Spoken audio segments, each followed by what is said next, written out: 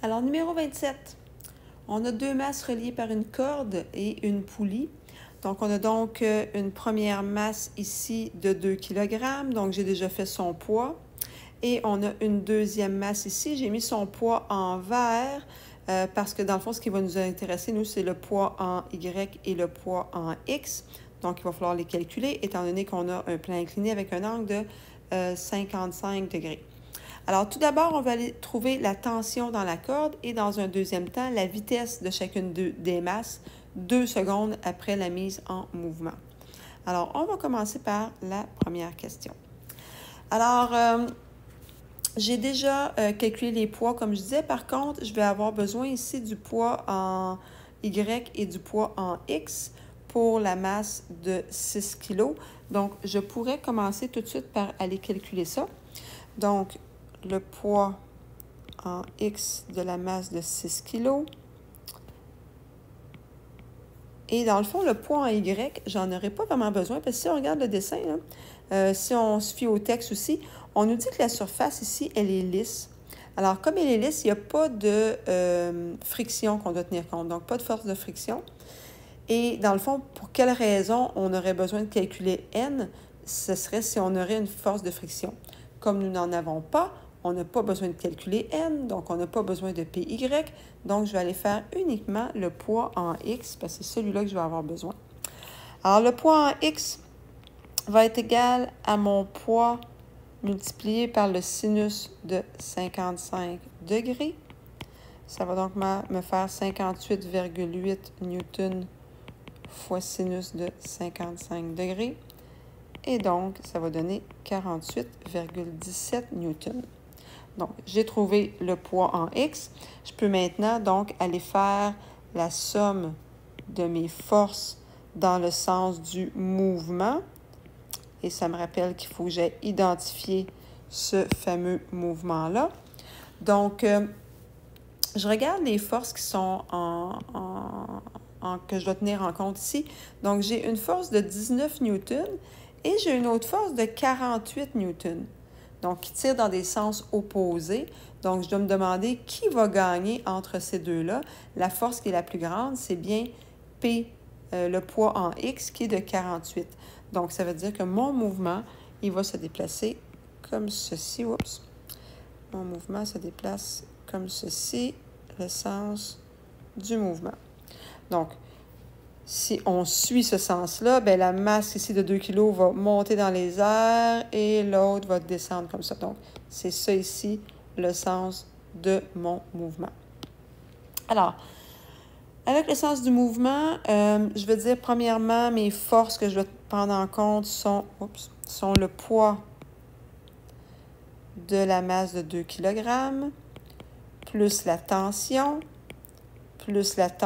du bloc de 6 kg, plus le poids en X. Les deux tensions vont s'annuler. Il va donc me rester les poids. Comme on sait que F est égal à MA, je peux le remplacer. Donc, le poids de 2 kg est de moins 19,6 newtons parce qu'il est en sens inverse de mon mouvement. Et ensuite, j'ai 48,17 newtons qui, lui, est positif. Les masses, maintenant, j'ai une masse de 2 kg et une masse de 6 kg. Quand je fais la somme de mes forces, ça va me donner 28,57 newtons et tout ça, c'est positif. Et donc, je suis capable d'aller isoler A et ça me donne plus 3,57 mètres par seconde carré. Donc, j'ai donc trouvé mon accélération. Par contre, ce qu'il nous demande dans la première question, c'était de trouver la tension dans la corde.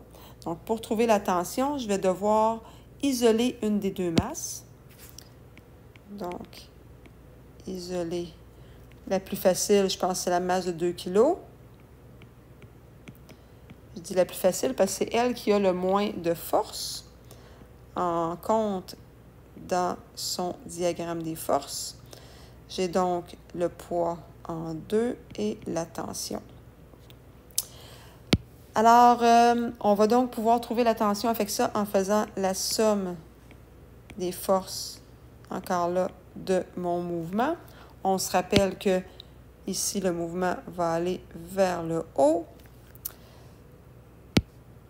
Donc, je vais avoir le poids qui va être négatif parce qu'il est dans le sens inverse du mouvement, plus la tension.